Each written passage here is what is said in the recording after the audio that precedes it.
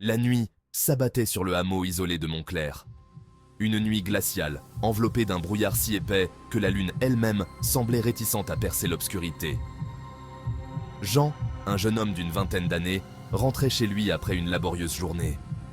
Le chemin était désert, à l'exception des lueurs vacillantes des réverbères. Tout à coup, un bruit étrange parvint aux oreilles de Jean depuis la forêt. Il s'immobilisa, l'oreille tendue. Un murmure, à peine perceptible, se fit entendre. « Jean !» Un frisson parcourut le jeune homme qui accéléra son allure.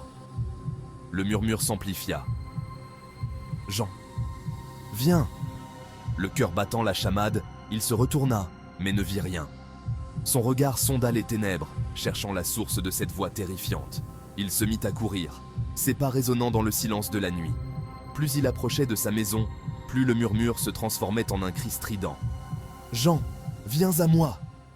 Il atteignit enfin sa porte, l'ouvrit en hâte et se réfugia à l'intérieur. Il verrouilla la porte et s'effondra contre elle, la respiration lourde. Mais le silence fut de courte durée.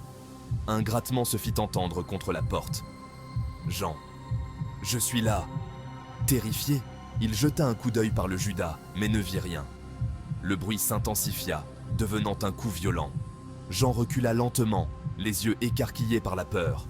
Soudain, la porte s'ouvrit à la volée, et une ombre noire envahit la pièce. « Jean, tu ne m'échapperas jamais !» Les lumières s'éteignirent, et un cri d'horreur s'échappa de la gorge de Jean. La dernière chose qu'il vit fut le sourire sinistre de l'ombre qui se rapprochait de lui. Depuis ce jour, on ne revit jamais Jean. Et si, par une nuit brumeuse, vous vous aventurez à Montclair, tendez l'oreille. Peut-être entendrez-vous un murmure. « Viens à moi », Herman Boutchouki.